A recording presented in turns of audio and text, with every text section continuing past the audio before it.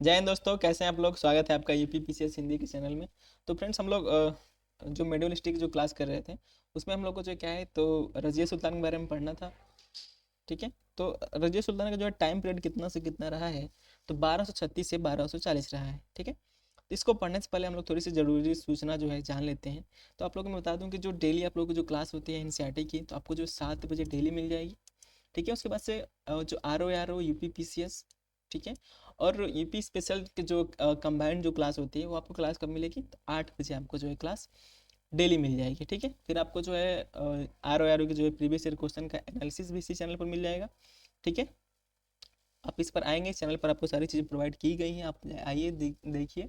और जो है अगर आप यूपी पुलिस की तैयारी कर रहे हैं तो प्रीवियस ईयर क्वेश्चन और टेस्ट सीरीज देना बिल्कुल ना भूलें। जो आपको कहाँ प्रोवाइड होगा, तो इसी चैनल पर आपको प्रोवाइड कर दी जाएगी। ठीक है। ठीक है, हम लोग चलते हैं, क्लास शुरू करते हैं। तो हम लोग मध्यकालीन भारत पढ़ रहे थे। मध्यकालीन भारत में हम लोगों ने सबसे पहले अरबों का आक्रमण देखा। अरबों के आक्रमण के बाद हम लोगों ने तुर्कों का आक्रमण देखा। फिर तुर्कों के आक्रमण के बाद हम लोगों ने क्या देखा कि जो है सल्तनत काल। ठीक है। फिर सल्तनत काल का जो टाइम पीरियड है वो भी आप लोगों को पता है। फिर उसके बाद हम लोग देखते हैं कि सल्तनत काल में गुलाम वंश की स्थापना होती है। सल्तनत काल में भी कई वंश हैं। ठीक है। पहला है गुलाम वंश। तो गुलाम वंश में कौन कौन है, तो गुलाम वंश में हम लोगों ने कुतुबुद्दीन ऐबक को पढ़ा। कुतुबुद्दीन ऐबक के बाद उसका जो पुत्र है आराम शाह, उसको जाना हम लोगों ने। आराम शाह के बाद हम लोगों ने जो है इल्तुतमिश, जो कुतुबुद्दीन ऐबक का जो है दामाद हुआ करता था, उसके बारे में भी हम लोगों ने पढ़ा। फिर उसके उसी के बाद जो है मैं आपको बैकग्राउंड में बता देता हूँ कि जो इल्तुतमिश था उसी की एक पुत्री हुआ करती थी जिसका नाम था रजिया सुल्तान। ठीक है। तो क्या था कि जो इल्तुतमिश है वो एक ग्वालियर अभियान पर गया हुआ था। ठीक है। तो जब वो ग्वालियर अभियान से लौटा, ठीक है, जब वो ग्वालियर अभियान से लौटा तो लौटने के पश्चात उसने क्या किया कि अपना जो उत्तराधिकार है वो किसको नियुक्त किया, तो अपनी बेटी रजिया को नियुक्त कर दिया। बोला कि जो है मेरा उत्तराधिकारी कौन बनेगा, तो रजिया बनेगी। तो उसी के बाद क्या होता है कि रजिया की इल्तुतमिश की जो है मृत्यु हो जाती है। और उसके पश्चात क्या होता है कि जो जो इल्तुतमिश ने जो गठन किया था, जिसको हम लोगों ने तुर्कान चहलगानी का नाम दिया गया, इसमें 40 सरदार शामिल थे। और जो उलेमा और उमरा वर्ग ने क्या किया, इस रजिया को उत्तराधिकार न बना करके, सुल्तान न बना करके, इल्तुतमिश का एक पुत्र था उसको जो है सुल्तान बना दिया गया। ठीक है। तो इल्तुतमिश जो उसको सुल्तान जब बना दिया गया, जो वहाँ की जो उमरा और उलेमा वर्ग थे, परंतु क्योंकि वो अब क्या है कि वो जो पुत्र था वो एक तरह से अक्षम था, अयोग्य था। ठीक है। उसके बाद से मतलब एक कहानी चलती है कि क्या करती है रजिया कि पूरा मतलब एक तरह से नमाज हो रहा होता है, पूरा वहाँ बहुत भीड़ लगी होती है, पूरी जनता होती है वहाँ पर। तो रजिया क्या करती है कि जो फरमान जो इल्तुतमिश ने जो दिया था, जो जिसने मतलब अपना निर्णय दिया था कि हमारा उत्तराधिकार जो है रजिया बनेगी, तो उस फरमान को ले आकर ये रजिया क्या करती है कि उन जनता के बीच में रख देती है। और वो जनता क्या करती है कि रजिया को अपना सुल्तान मानकर इसको गद्दी पर बैठा देती है और वही शासन चलता है। और कुछ प्रॉब्लम होती है वो भी देखेंगे हम लोग। तो जो रजिया का टाइम पीरियड क्या है, तो 1236 से 1240 तक, इसी टाइम पीरियड तक वो जो है अपना जो है शासन चला पाई। अब इसके समय में भी उसने जो है बहुत परेशानियों का सामना करना पड़ा, क्योंकि वो जो है एक स्त्री थी। और स्त्री जो है, ये लोग जो थे उलेमा और उमरा वर्ग इसको स्वीकार नहीं कर पा रहे थे कि एक जो है स्त्री क्या करेगी, हमारे जो है शासन जो है हमारे राज्य पर शासन करेगी और सुल्तान बनेगी। ठीक है। तो वो चीज़ हम लोग देखेंगे क्या क्या बातें हैं। ग्वालियर से वापस आने के बाद इल्तुतमिश ने रजिया को अपना उत्तराधिकारी घोषित कर दिया और चांदी के टंके पर उसका नाम क्या किया, अंकित करवा दिया। ठीक है। इल्तुतमिश की मृत्यु के बाद 30 वर्षों का इतिहास सुल्तान जो है, सुल्तान हुआ अमीरों के बीच सत्ता के अधिकार के लिए संघर्ष मतलब इतिहास कर रहे हैं। ठीक है। अब क्या होता है कि जैसे कि इल्तुतमिश की जो है मृत्यु हो जाती है। तो इल्तुतमिश की मृत्यु के बाद हम लोग को जो है देखने को मिलता है मध्यकालीन भारत में कि 30 वर्ष तक क्या हुआ है कि गद्दी के लिए यानी सुल्तान बनने के लिए बहुत सारे जो है लड़ाइयाँ हुई हैं और आपसी में जो है बहुत ज़्यादा संघर्ष हुआ है। ठीक है ना। रजिया को इतिहास में जो है रजिया सुल्ताना या रजिया सुल्तान के नाम से भी जाना जाता है। यह इल्तुतमिश की पुत्री थी। यह मुस्लिम तथा तुर्की इतिहास की पहली महिला शासक थी। इसको भी आप याद रखेंगे कि एग्जाम में, वनडे एग्जाम में आपको जो अक्सर देखने को मिलता है।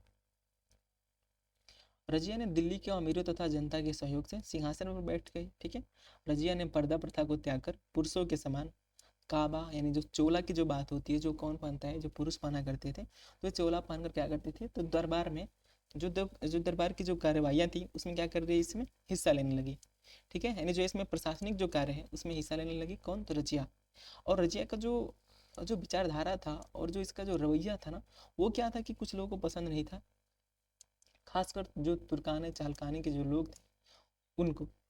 जिसको नियुक्त किसने किया था, तो स्वयं जो है इल्तुतमिश किया था इन लोगों को, ठीक है।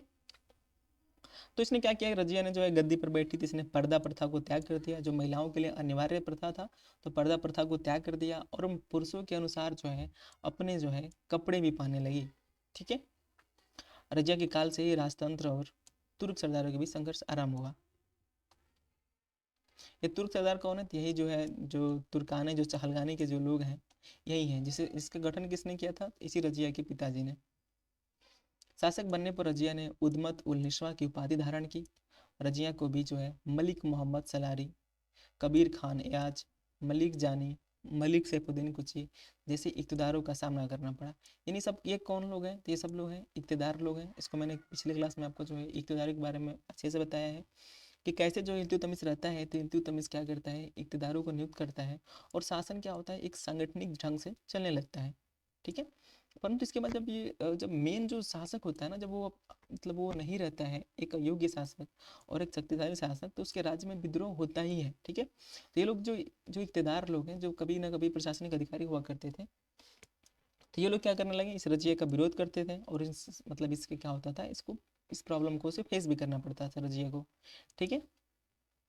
रजिया ने तुर्काने चहलगानी की समस्या का सामना करने के लिए, अब देखिए ये क्या करती है, रजिया एक सोल्यूशन ढूंढती है कि जो तुर्काने चहलगानी के जो लोग हैं, इसमें 40 तुर्क सरदार शामिल थे, इनसे जो बचने के लिए वो क्या करती है कि जो उच्च पद होते हैं ना, जो सबसे जो उच्च पद होते हैं, ठीक है, जो जितने सारे उच्च पद थे उसको मतलब वो किसको देती है, तो जो इसके वफादार थे ना उसको देती थी।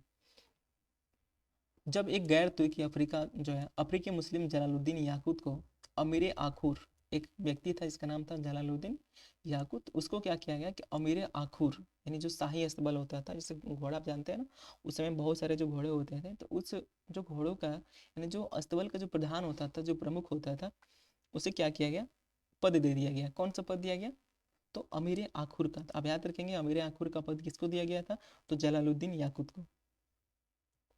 तो जो है मतलब इसके पद पर स्थापित किया, तो चहलगानी रजिया के और विद्रोही बन गए। यानी इस घटना के बाद और इस डिसीजन के बाद जो रजिया का जो डिसीजन होता है कि क्या करे, वो अपने जो है वफादार लोगों को जब वो बड़े बड़े पोस्ट पोस्ट दे रही थी, पद दे रही थी, तो इससे इन लोगों को प्रॉब्लम हो रहा था, किसको, जो तुर्काने चहलगानी के लोग थे, ठीक है। उन्हें रजिया के खिलाफ क्या किया, विरुद्ध जो है, अब उस मतलब अब जाहिर सी बात है कि जब रजिया इन लोगों के विपक्ष में हो गई, तो ये लोग क्या करें कि ये लोग जो है उसके सुल्तान से नीचे उतारने के लिए, यानी उसको सुल्तान की गद्दी वापस पाने के लिए इन लोगों ने उसके विरुद्ध क्या किया, षड्यंत्र रचना शुरू कर दिया। 1240 में भटिंडा की इक़्तिदार जिसे अल्तुनिया ने जो है विद्रोह कर दिया। अब भटिंडा होता था, जिसे भटिंडा को पता है पंजाब में साइड पड़ता है, उस भटिंडा में जो है इक़्तिदार हुआ करता था जिसका नाम क्या था, अल्तुनिया। उसने क्या किया, मतलब अपना जो है विद्रोह कर दिया। इस विद्रोह को दबाने के लिए रजिया जो है पहली बार दिल्ली से बाहर निकली और उस विद्रोह को दबाने के लिए चली गई, लेकिन रजिया इसमें पराजित हो गई। अब इसमें क्या होता है कि जाती है वहाँ पर हार जाती है अल्तुनिया से, ठीक है। तथा अल्तुनिया ने क्या किया कि उसे गिरफ्तार कर लिया। इसका लाभ उठाकर जो तुर्काने चहलगानी के जो लोग थे, ठीक है, ये जो तुर्काने चहलगानी के लोग ने क्या किया कि इस लाभ का जो है फायदा उठाया, ठीक है। और इल्तुतमिश के जो है दूसरे पुत्र, एक नाम था जिसका नाम है मुइजुद्दीन बहराम शाह, को सुल्तान बना दिया। ये क्या था, एक तरह से एक अयोग्य उत्तराधिकारी था, मतलब इसके पास जो है उतनी सक्षमता नहीं थी रजिया सुल्तान की तरह। तो उसने क्या किया था कि इसी जो है ये जो तुर्काने चहलगानी के जो लोग थे, ये क्या किए, इसको मुइजुद्दीन बहराम शाह को गद्दी पर बैठा दिए, ठीक है।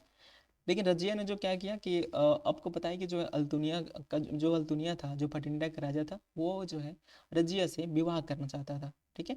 लेकिन रजिया ने क्या किया कि अल्तुनिया के विवाह के प्रस्ताव को क्या किया, बाद में क्या करती है, स्वीकार कर लेती है, ठीक है। एवं अल्तुनिया के सहयोग से दिल्ली पर आक्रमण की योजना बनाई, लेकिन रजिया वो अल्तुनिया की जो है संयुक्त सेना पराजित हुई। और वापसी के समय क्या होता है ना कि जब जो लोग वापस आते हैं, ठीक है, तो इन लोगों की जो है हत्या कर दी जाती है। तो हत्या कहाँ पर हुई है इन लोगों की, तो हरियाणा में, जो हरियाणा को पहले कैथल बोला जाता था, तो वहीं पर जो कैथल में जो हरियाणा है, वहाँ पर कुछ डाकुओं ने क्या किया, अल्तुनिया व रजिया की हत्या कर दी। इसका अपडेट याद रख लेंगे, जो है 13 अक्टूबर 1240। तो ये चीज़ें हैं।